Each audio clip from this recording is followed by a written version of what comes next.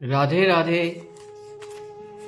जैसा कि भागवत गीता 1.7 में कहा गया है कि वासुदेवे भगवती भक्ति योग प्रयोजितः जनयास्तत्याशु वैराग्यं ज्ञान च यद हेतुकम्। यदि आप अपने को वासुदेव अर्थात श्री कृष्ण की सेवा में लगाएं तो आपको तुरंत ही पूर्ण ज्ञान तथा वैराग्य प्राप्त हो जाएगा, इसमें कोई संशय नहीं है।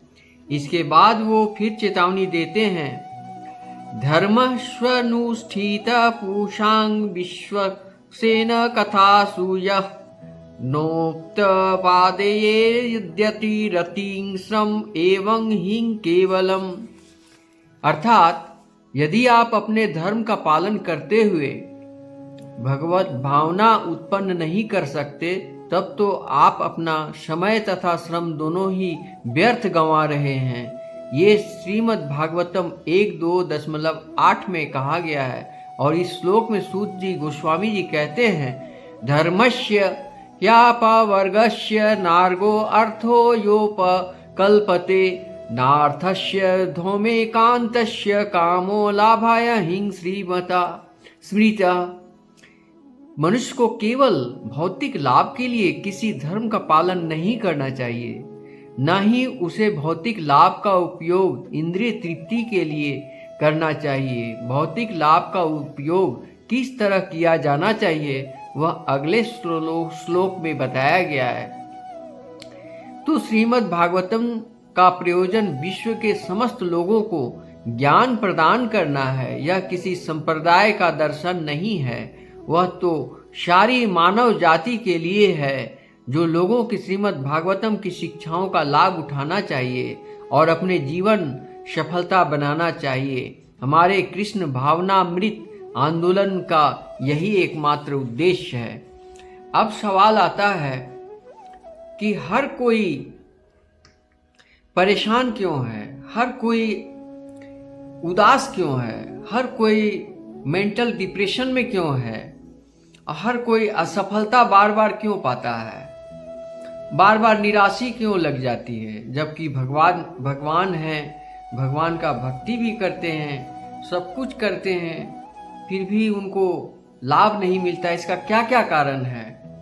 तो नारद मुनि के अनुसार और विभिन्न कथाओं के अनुसार बहुत सारे हरि अनंत हरि कथा अनंता है, बहुत सारे ज्ञान विज्ञान है, किसी को समझने की विशेष प्रयोजन नहीं है।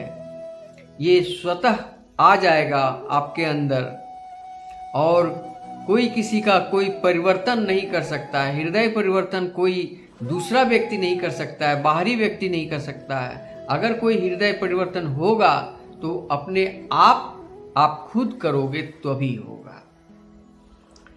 तो इसका मूल कारण क्या है? सभी वेद पुराण और वेदांत किताबों के अनुसार सबका सारांश, वेद का सारांश यही है कि आपका हृदय रूपी दृष्टि किस तरफ है, भौतिकवाद के तरफ या अध्यात्मवाद की तरफ। आप सभी चीजों पर कार्य करें, जो कर रहे हैं करते रहें, लेकिन आपका जो मूल ध्यान है, मूल दृष्टि है, वो सिर्फ परमात्मा पर होना चाहिए। तभी भक्ति मार्ग आएंगे और तभी आपके अंदर का जो लोभ, क्रोध, मोह, अहंकार का धीरे धीरे नाश होता चला जाएगा। और जिस दिन आपके हृदय में अहंकार नष्ट हो जाएगा, लोभ, मोह, क्रोध भी स्वयं नष्ट हो जाएंगे। जिस प्रकार आप देखे होंगे कि कोई बीमार व्यक्ति को दवा मिलने पर वो तुरंत चंगा हो जाता है, तो ये बीमार व्यक्ति जो हैं, इसका बीमारी का कारण क्या है? उनका अहंकार, उनका लोभ, उनका मोह, उनका माया और झूठी संसार में अपना समय बर्बाद कर चुके हैं और झूठे झूठे चीज़ों के लिए ललायित रहते हैं और उनसे भी वो संतुष्ट नहीं होते हैं। एक इच्छा पूरी होती है तो दूसरी इच्छाएं जन्म लेती है। और ईश्वर से जो मांगता है कि मुझे भौतिक सुख दो, भौतिक धन दो, तो भगवान दे देते हैं कि लो तुम और धनवान हो जाओ, लेकिन तुम्हें परम ज्ञान, परम भक्ति मार्ग में नहीं जा पाओगे। और उसको उसी तरह धन में, उसी में उलझाए रहते हैं। एक बार नारद मुनि ने भगवान से बोले कि प्रभु आपकी लीला क्या है, मैं ज़रा जानना चाहता हूँ। तो वो दोनों साधु के वेश में चल पड़े। एक गांव में पहुँचे, वहाँ एक ब्राह्मण रहते थे, उनका एक गाय थी। तो गाय से दूध, और दूध से उनका घर संसार चल जाता था। और इस तरह का जिंदगी। एक सेठ था जो काफ़ी बड़ा दुकानदार था, चावल दाल गेहूं का होलसेल व्यापारी था। इसके बाद तीसरा व्यक्ति था जो व्यापारी था, वो भी धार्मिक किताबों को बेचता था, धर्म ज्ञान बेचता था और खुद को धर्मात्मा बनकर दिन रात भजन कीर्तन पूजन पाठ करता था। तो नारद मुनि जो साधु के वेश में थे, उन्होंने कहा प्रभु पहले यहीं चला जाए, ये बड़ा हमको अच्छा लगा। तो विष्णु भगवान मुस्कुराए, चले। वहाँ जब गया तो बोले बाबा भोजन कराओ, बहुत भूखा हूँ। तो वो व्यक्ति बोला अरे जाओ जाओ, आगे जाओ, मुझे बहुत सारा काम है, अभी तुम्हें भोजन कराने की मेरे पास शक्ति नहीं है। तो फिर नारद मुनि बोले कि आप बहुत धर्मात्मा हैं। मैंने धर्मात्मा तो हूँ मगर दानी नहीं हूँ, मैं दान करने नहीं बैठा हूँ। अगर सब मैं दान कर दूंगा तो मैं खुद को क्या करूँगा, मुझे धन बढ़ाना है। तब वहाँ भगवान बोले कि जाओ, तुम्हारा जितना धन है वो दुगना हो जाए। नारद जी को बड़ा बुरा लगा। फिर इसके बाद वो व्यापारी के पास गए जो चावल दाल गेहूं का जो थोक विक्रेता था। वहाँ गए, अरे बाबा भोजन कराओ, तुम्हारे दरबार में आए हूँ बहुत दूर से, हम दोनों साधु को भोजन कराओ। तो उन्होंने बोला जाओ जाओ आगे जाओ, अभी मेरे पास कच्चा राशन है, कच्चा राशन लोगे तो बोलो, मैं तुम्हें कुछ कच्चा राशन एक मुट्ठा दे दूंगा। तो बोले नहीं मुझे भोजन चाहिए, कच्चा राशन लेकर मैं क्या करूंगा, भोजन करा सकते हो तो बोलो, नहीं तो कम से थोड़ा गुड़ और पानी ही पिला दो। कि नहीं जाओ जाओ, मेरे पास उतना टाइम नहीं है।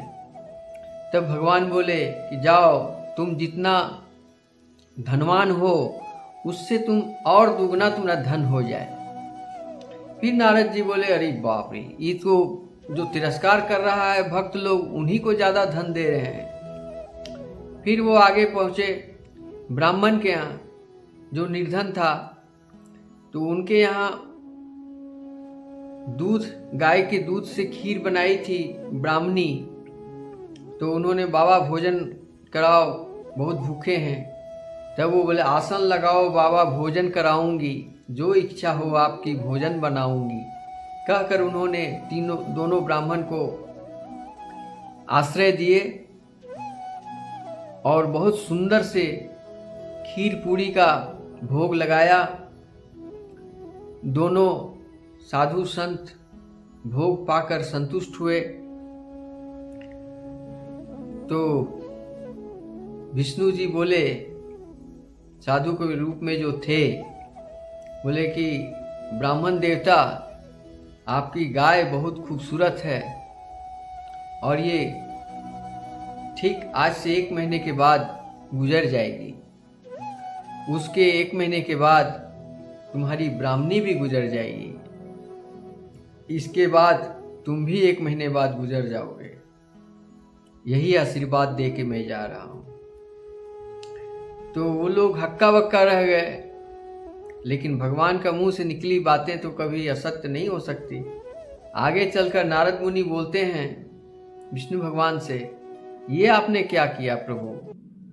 जो आदमी आपको इतना आदर सत्कार से, भक्ति भाव से आपको सेवा किया, आप उसी को इतना दुख पहुंचा दिए, मृत्यु दे दिए तीनों का, उसके फैमिली को, समस्त फैमिली का समूल नष्ट हो गया। तो विष्णु भगवान मुस्कुराए और बोले, नारद जी, ठीक 3 महीने के बाद तुमको हम दिखाएंगे इन तीनों को क्या दुर्गति हुआ। समय का पंछी उड़ता चला गया, 3 महीना बीत गया। बीतने 3 महीना तक ये नारद जी का मन में ये बात घूमती रही। हजारों जगह वो बोल भी चुके, नारद जी के पेट में हर कुछ पच जाता है मगर बात नहीं पचती है। फिर उन्होंने विष्णु भगवान से मिले, नारायण नारायण नारायण। मिलने के बाद भगवान बोले कि ओ आओ नारद, बोले मैं कुछ बात नहीं करूँगा प्रभु, पहले वो ब्राह्मण का कथा हमको वो दिखाइए, क्या हुआ उन लोगों का। तब बैकुंठ में दिखाते हैं कि वो गौ माता बैकुंठ में आनंदमय जीवन व्यतीत कर रही है। इसके बाद बैकुंठ में वो ब्राह्मणी को भी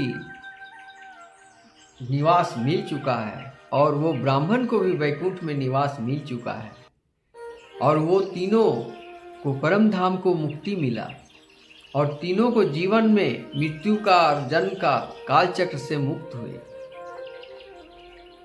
तब नारद जी मुनि बोले कि प्रभु आपकी लीला धन्य है, नारायण नारायण, आपने तो उसको जो दिया वो संसार में सबसे बड़ा चीज था।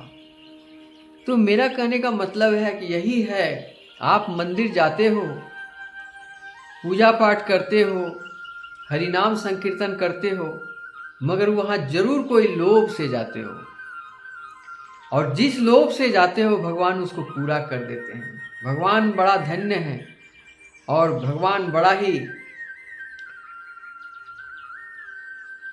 भोले हृदय के व्यक्ति देवता हैं, जो जिसका जो जैसी इच्छा होती है उसकी इच्छा को पूरी करते हैं।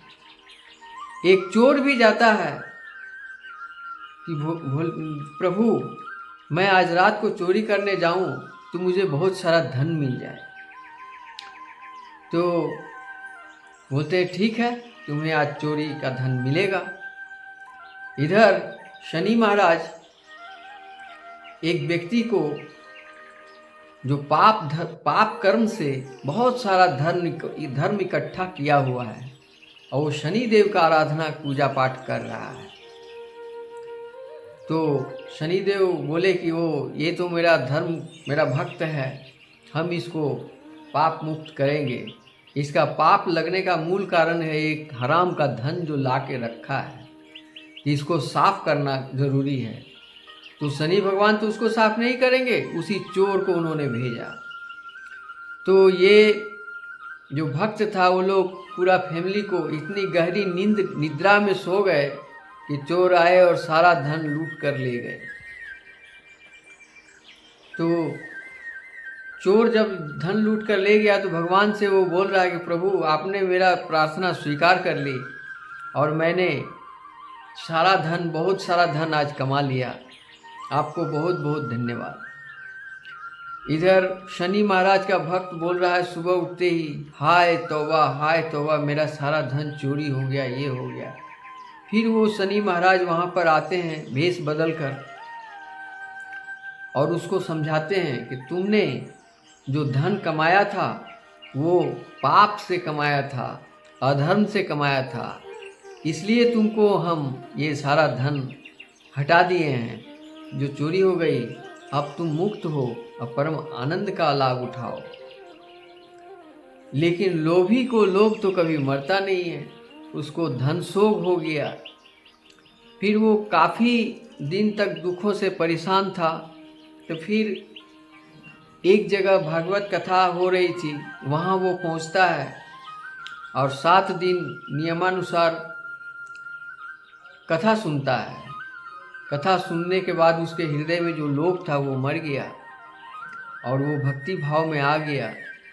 तो उसको इस बात का ज्ञान हो गया कि जिस धन के पीछे मैं इतना परेशान था, इतना दुखी था, इतना समय बर्बाद कर रहा था, ये असली नहीं है। असली भक्ति है परम ब्रह्म परमेश्वर की आत्मा में प्रवेश करना और श्री हरि का लीला का गुणगान करना, ये सच्चा प्रेम है। तो इस प्रकार वो भक्त भी हरि नाम संकीर्तन करने लगा और अपने सभी बच्चों को शिक्षा दिया कि पाप आचरण मत करो, शुद्ध आचरण करो, सात्विक जीवन बिताने का कोशिश करो। जिस प्रकार देखिए आज होली है, होली के अवसर पर मैं यही कहना चाहूँगा कि होली दो प्रकार के होते हैं, एक देव होली, एक दानव होली। तो देव होली का मतलब बड़ा शुद्ध विचार, पवित्र आत्मा और अपने रंग अबीर गुलाल से महादेव के शिवलिंग पर और तमाम देवी देवताओं पर राधा कृष्ण के ब्रजवासी वृंदावन में जिस तरह होली होती है वो सात्विक होली है, जिसमें पवित्र भोजन बनते हैं, पाक पकवान बनते हैं, पुआ पकवान बनते हैं जो शुद्ध होते हैं। और दूसरी तरफ वो होली होते हैं जो दानव की होती है, जिसमें मांस, मदिरा, सिगरेट, भांग, गांजा और गंदी नाली के कीचड़ से होली खेलते हैं। औरतों के साथ में बेविचार से उसको छूते हैं और जिन लोगों से उसका थोड़ा बहुत संबंध है उनसे खुलकर मिलने का एक मौका मिल जाता है। उस दिन तो बुरा न मानो होली है बोलकर वो अपना मन के सारे इच्छाओं को पूरा करने का कोशिश करते हैं, कुछ तो कामयाब भी हो जाते हैं। बहुत सारी घटनाएं घट जाती हैं। इसी होली की आड़ में किसी का घर जल जाता है, किसी की बहू बेटी की इज्जत चली जाती है, किसी का हत्या भी हो जाती है, कहीं दंगा फसाद भी हो जाता है। ये सब क्या है? ये सब दानव की होली है। ये होली होली नहीं है।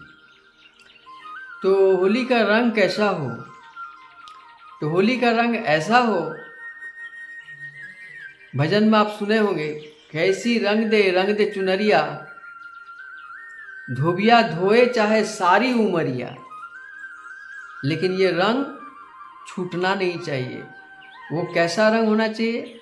श्री कृष्ण का रंग, श्री राधे का रंग, भक्ति का रंग, श्रद्धा का रंग, विश्वास का रंग और सद्बुद्धि का रंग, संतोष का रंग, दया का रंग, सत्य का रंग, भक्ति का रंग और शुद्धि का रंग चढ़ जाए हम पर, जो कभी उदास न हो, कभी वो रंग छूटे ही ना, चाहे कितनों धोए। और ये इतनी साफ हृदय हो जाए मेरा, जिसमें साबुन लगाने की जरूरत न हो, गंगा स्नान करने की जरूरत न हो। हृदय रूपी गंगा, गीता गंगा में हमारा स्नान हो जाए और हम गीता, भगवत गीता का अध्ययन, रामायण का अध्ययन, महाभारत का अध्ययन और वेद पुराणों का अध्ययन में मेरा मन लग जाए। ऐसी रंग में रंग दो जो परमात्मा ही परमात्मा नजर आए। ईर्ष्या, क्रोध, घृणा, लोभ, अहंकार सब मेरा इस रंग में घुल जाए। इस तरह हृदय में ऐसा घुल कर निकल जाए, वो काला रंग निकल जाए और हमें भगवा रंग मेरे हृदय में आ जाए, जिसमें हमारे हृदय में श्री राम, जय श्री राम हर समय जपते रहे, राधा राधा जपते रहे, राधे कृष्ण जपते रहे और मैं सात्विक विचार में आ जाऊं। कोई पापाचरण हमसे न हो, न हमसे झूठ बोला जाए। तो इन सब चीज़ों के लिए क्या करना चाहिए? कैसे पहचानेंगे कि कौन दुरात्मा है, कौन सत्यात्मा है? इसका पहचान एक ही है। 5 इंद्रियां हैं। 5 इंद्रियां जैसे कान, आँख, नाक, मुंह, त्वचा, स्किन जिसको कहते हैं, और मन, ये सब इंद्रियां मन के बस में, और मन इनके बस में। तो अगर आप मन को काबू कर लोगे, इंद्रियों को काबू कर लोगे, तो तुम्हें परम भक्ति मिलेगा, परम संतुष्टि मिलेगा, परम भगवत ज्ञान मिलेगा। लेकिन अगर मन इंद्रियों के बस में है तो तुम्हें सिर्फ दुख ही दुख मिलेगा, और परमात्मा का तो कल्पना ही छोड़ दो। जीवन भर भटक के मर जाओगे, मिथ्या आचरण, मिथ्या भ्रम में भटक कर समय बर्बाद कर लोगे, और यहाँ से जब जाओगे तो सिर्फ पाप ही पाप लेकर जाओगे, जो अगले जन्म में फिर आकर के इसको भुगतना पड़ेगा। गरुड़ पुराण में स्पष्ट रूप से कहा है कि जैसा कर्म करोगे वैसा पुनर्जन्म होगा। जो भी इंसान जन्म लेता है, जहाँ लेता है, वो प्रारब्ध के अनुसार ही पाता है। जैसा उसका कर्म भोग है, कर्म फल है, उसी के अनुसार उसका जन्म होता है, और उसका जन्म में जो कार्य अधूरा है वो पूरा करना होता है। इसको कोई भी बदल नहीं सकता है। तो इसलिए उसमें भी कहा गया है कि जो पापी लोग हैं, जो तमोगुण से ग्रसित हैं, वो भी अगर भगवत गीता सुने, श्रवण करें, तो हो सकता है कि कुछ परिवर्तन, हृदय परिवर्तन आ जाए और वो मुक्त हो जाए। लेकिन किसी किसी पापी को कई जन्मों तक पाप भुगतना है, ये निश्चय किया गया है। गरुड़ पुराण के अनुसार में कहता है कि जो भी जन्म लेता है उसका पूर्व सारी चीज लिखी जाती है। तो जिसका जो लिखा हुआ है उसमें कोई टाल मटोल हो ही नहीं सकता है। तो कैसे नहीं हो सकता है? इसलिए वो पापी लोग जो होते हैं, जिसको कष्ट भोगना लिखा हुआ है, उसको कोई बदल नहीं सकता है। वो भागवत कथा सुन ही नहीं सकता है। जैसे मैं जो वीडियो अपलोड कर रहा हूँ, ये कथा उसको अच्छा नहीं लगेगा। अभी देखिए, कुछ रंगीन औरतों की रील 1 घंटे में 1 मिलियन तक पहुंच जाता है, 2 घंटे में मिलियन पहुंच जाता है। लेकिन कोई भागवत कथा करे तो 10, 15, 20 व्यू आते हैं। क्योंकि ये संसार में जो भरे पड़े हैं वो पाप आचरण वाले लोगों की संख्या बहुत ज़्यादा है, तमोगुणी लोगों की संख्या बहुत ज़्यादा है। वो इतनी आसानी से सतोगुण में आ जाएंगे, ये संभव ही नहीं है।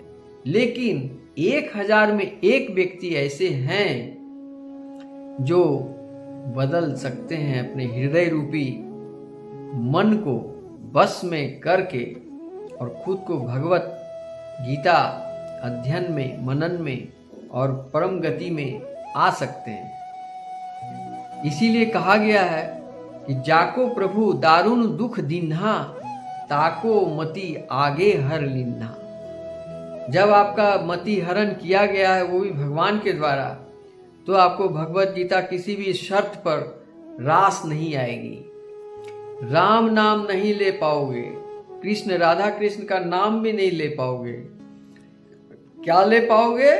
सिर्फ पाप आचरण, ईर्ष्या, क्रोध, घृणा, अहंकार में पूरी जिंदगी को रख कर, इंद्रियों के वश में रहकर परम नरक में जाकर फिर जन्म लोगे और बार बार जन्म लेते रहोगे।